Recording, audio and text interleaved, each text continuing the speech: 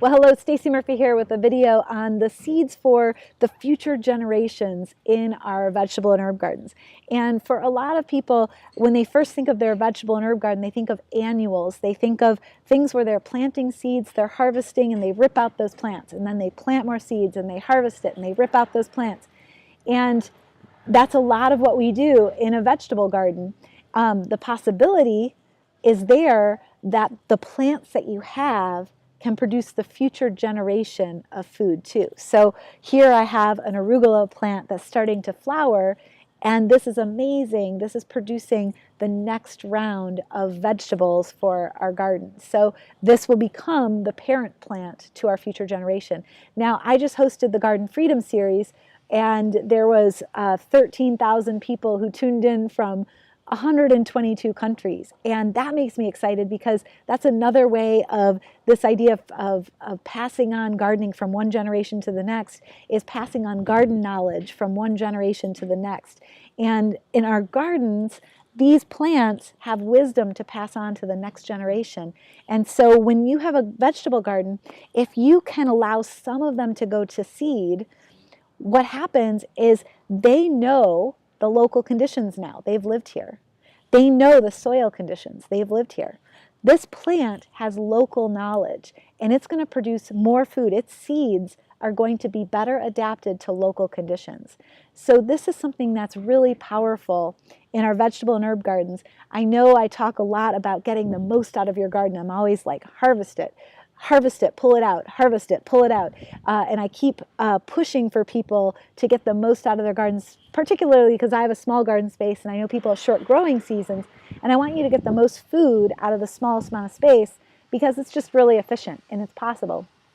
But something you can do to improve your harvests, to get more out of your harvests, is to save seeds from plants that are in your garden so that the next round of plants is really productive because it knows what to expect from the area, all right? So in my area, what I like to do, you'll notice I have a little bed of arugula here that people have been harvesting from. We're getting ready to rip this out. I'm going to leave this plant in because I want to save the seeds from this plant eventually.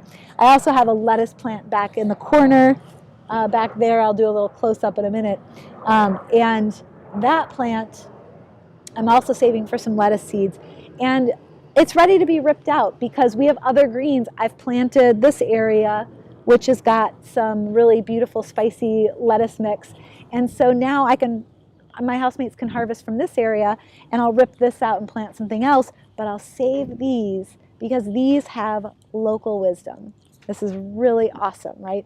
All right, so even if you have a small garden space, it's really helpful to keep one plant around and save those seeds. I sometimes like to tie it up to kind of get it out of the way.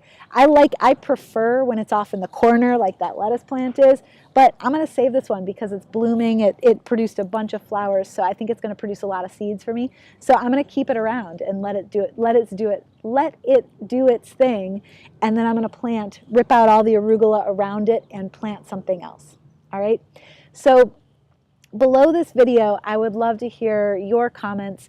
What kind of seeds are you saving? What have you noticed does really well in your area and sometimes you can just leave this plant right in place, and sometimes it'll just drop its seeds right in place and you get more food. And I actually have fennel growing all around me back here because basically it flowered and we just let it seed back into the ground and it just keeps growing back. So post in the comments below, what have you found to be really prolific seeds that just keep coming back again and again? What kind of seeds are you saving?